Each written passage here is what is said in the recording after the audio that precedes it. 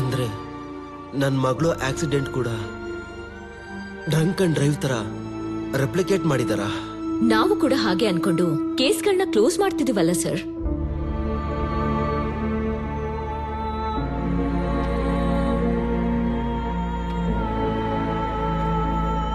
ಕಿರಣ್, ಇನ್ನೊಂದು ಹುಡುಗಿದು ಜೀವ ಹೋಗೋಕ್ಕೂ ಮುಂಚೆ ನನ್ನ ಮಗನ ಇಟ್ಕೊಂಡ್ಲೇಬೇಕು.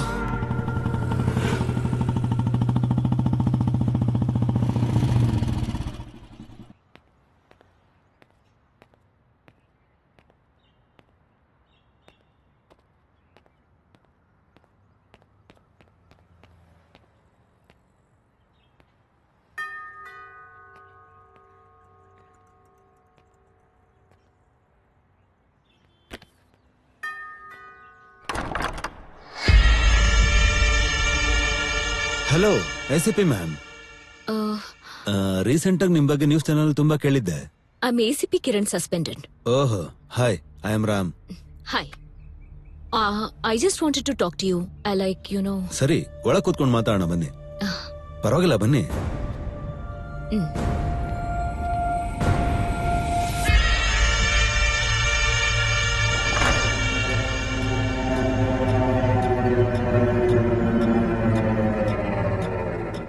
ಯಾ, ಹೇಳಿ. ಕೌಸಲ್ಯ ಅವರು? ಹೌದು, ನಮ್ ತಾಯಿಯವರು. ಹೇಳಿ. ಅವ್ರ ಡೆತ್ ಬಗ್ಗೆ ನಿಮ್ಗೆ ಯಾವ್ದಾದ್ರು ಡೌಟ್ ಇದೆಯಾ? ನಿಮ್ಗಿದ್ಯಾ?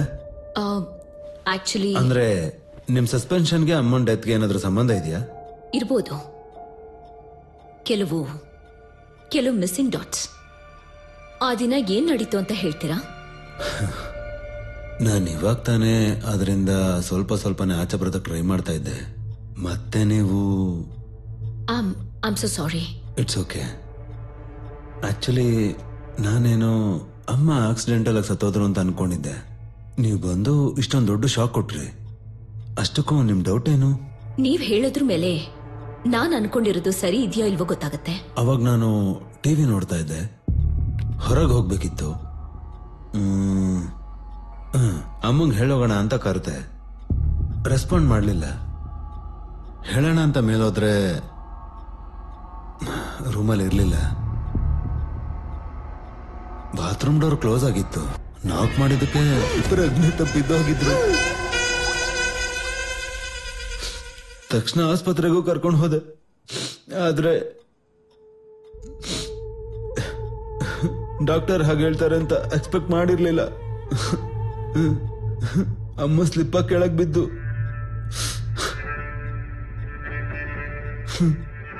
ಎಕ್ಸ್ಕ್ಯೂಸ್ ಮೀ ಟಬ್ಬು ತಲೆ ಹಿಂದೆ ಟಚ್ ಆದ್ರಿಂದ ಸತ್ತೋದ್ರು. ಪಕ್ಕದಲ್ಲಿದ್ರು ಕೂಡ ಅಮ್ಮನ್ ಕಾಪಾಡ್ಕೊಳಕ್ ಆಗ್ಲಿಲ್ಲ. ನನ್ನ ಕೈಯಾರ ಅಮ್ಮನ್ನ ಸಾಯಿಸಿದ್ನೇನೋ ಅಂತ ನನ್ಗನ್ನಿಸ್ತಾ ಇದೆ.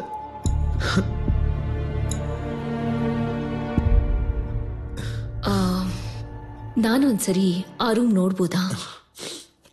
Okay, come with me.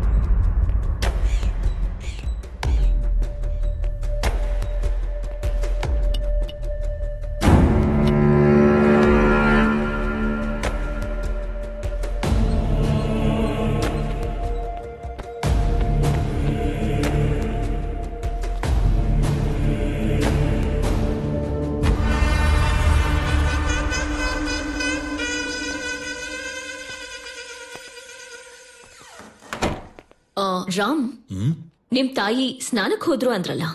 ಹೌದು. ಸ್ನಾನಕ್ ಹೋದಾಗ ಡೋರ್ ಲಾಕ್ ಮಾಡ್ಕೊಂಡಿರ್ಬೇಕಲ್ವಾ? ಗೊತ್ತಿಲ್ಲ. ಇದ್ರಲ್ಲಿ ಡೌಟ್ ಏನು? ಅದು ಆಫ್ಟರ್ 2 years. ಏನೂ ಇಲ್ಲ.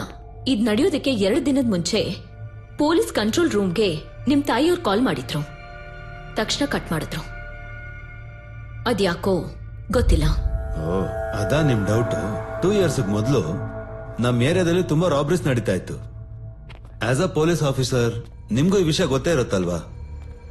ಅವಾಗ ಅಮ್ಮ ಒಬ್ಬರೇ ಇದ್ದ ಟೈಮಲ್ಲಿ ಯಾರೋ ಕಾಂಪೌಂಡ್ ಆರಿ ಒಳಗ್ ನುಗ್ದ ಹಾಗೆ ಸೌಂಡ್ ಕೇಳಿಸ್ತಂತೆ.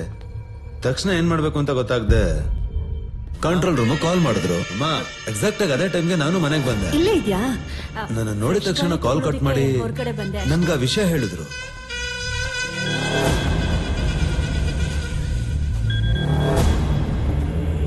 ಫೋನ್ ಕೊಡು. ಅದು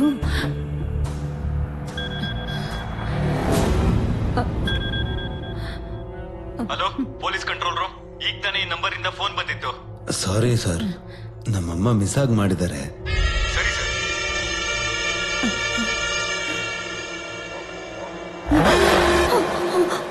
ನಿಮ್ ತಾಯಿ ಏನ್ ಮಾಡ್ತಿದ್ರು? ಅವ್ರು ತುಂಬಾ ಒಳ್ಳೆ ಹೌಸ್ ವೈಫ್. ಅವನ್ ಯಾರು ಇಂಟೆಲಿಜೆಂಟ್ ಕ್ರಿಮಿನಲ್ ಅನ್ಸುತ್ತೆ. ನಿಮ್ಮನ್ನ ತುಂಬಾ ಡಿಸ್ಟರ್ಬ್ ಮಾಡಿದ್ದಾರೆ ಅನ್ಸುತ್ತೆ. ನನ್ನನ್ ಡಿಸ್ಟರ್ಬ್? ಅವ್ನ್ ದೊಡ್ಡ ಹುಚ್ಚ ನನ್ ಮಗ. ಅವನು ಯಾವ್ದೋ ಒಂದ್ ಹಂತದಲ್ಲಿ ಲೈಫಲ್ಲಿ ಸೋತಿದ್ದಾನೆ. ಅವನು ಕಾಂಪಿಟೇಷನ್ ಬರೋಕೆ ಹೆದರೋನು. ಗ್ರೌಂಡ್ ಅಲ್ಲಿ ಒಬ್ನೇ ಓಡ್ತಾ ವಿನ್ ಆಗ್ಬೇಕು ಅನ್ಕೊಳ್ಳೋ ಕ್ಯಾರೆಕ್ಟರ್ ಹೆಣ್ಮಕ್ಳು ಸಕ್ಸಸ್ ನ ತಡ್ಕೊಳ್ಳೋದಿಲ್ಲ. ಅವನ್ ಜೊತೆ ಮಾತಾಡೋದಿಕ್ಕಂತನೂ ಯಾರು ಇರಲ್ಲ. ನನಗ್ ತಿಳಿದ ಹಾಗೆ ಅವನು 25-30 ಏಜ್ ಅಲ್ಲಿ ಇರ್ತಾನೆ. ಅನ್ಮ್ಯಾರಿಡ್ ಆಗಿರ್ತಾನೆ. He was be a Virgin. I think ಅವನ್ಗೆ ಫ್ರೆಂಡ್ಸ್ ಕೂಡ ಇದಾರೋ ಇಲ್ವೋ ಅನ್ನೋ ಡೌಟ್. ಗರ್ಲ್ ಫ್ರೆಂಡ್ ಅಂತೂ ಇರೋಕ್ ಸಾಧ್ಯ ಇಲ್ಲ. ನನ್ನ ಇನ್ವೆಸ್ಟಿಗೇಷನ್ ಅಲ್ಲಿ ಅವನ್ ಯಾರು ಅಂತ ಗೊತ್ತಾಗ್ಲಿಲ್ಲ. ಎಂಥವನು ಅನ್ನೋದು ಗೊತ್ತಾಯ್ತು. ಓ, ತುಂಬಾ ಹತ್ರನೇ ಬಂದಿದ್ದೀರಾ. ನನ್ಗಿಂತ ನನ್ ಬಗ್ಗೆ ಇವಳಿಗೆ ಹೆಚ್ಚಾಗಿ ಗೊತ್ತಿದೆ ಅನ್ಸುತ್ತೆ. ಎಲ್ ತಪ್ಪು ಮಾಡಿದೆ ನಾನು? ಅವನ್ ಬಗ್ಗೆ ಇನ್ನೊಂದ್ ವಿಷಯ ಹೇಳ್ಬೇಕು. ಅವನ್ಗೆ ಲಾಲಿಪಾಪ್ ಅಂದ್ರೆ ತುಂಬಾ ಇಷ್ಟ. ಕ್ರೈಮ್ ಮಾಡುವಾಗ ಲಾಲಿಪಾಪ್ ತಿನ್ನೋದು ಅವನಿಗೆ ಅಭ್ಯಾಸ. ಡೆಫಿನೆಟ್ ಆಗಿ ನನ್ನ ಕೈಗೆ ಸಿಕ್ಕೇ ಸಿಗ್ತಾನೆ. ಆ ವಿಷಯ ಕೂಡ ನ್ಯೂಸ್ ಅಲ್ಲಿ ಬರುತ್ತೆ ನೋಡಿ, ನಿಮಗೆ ಗೊತ್ತಾಗತ್ತೆ. Anyway, thank you. Okay, all the best. Sweaty palm, ಏನಿಷ್ಟು ಬೆವರು? ನೀವು ನನ್ನ ಹತ್ರ ಏನಾದ್ರೂ ಮುಚ್ಚಿಡ್ತಿದ್ದೀರಾ?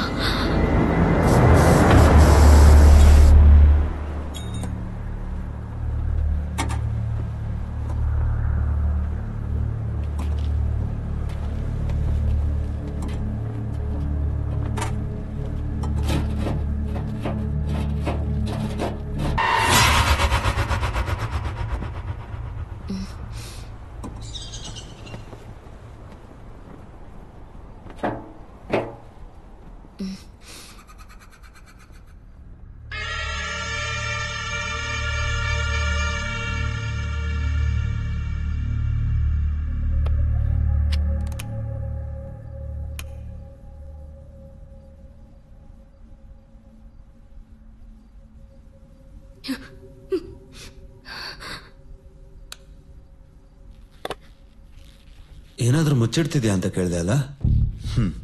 ಹೌದು, ತುಂಬಾನೇ ಮುಚ್ಚಿಟ್ಟಿದ್ದೀನಿ.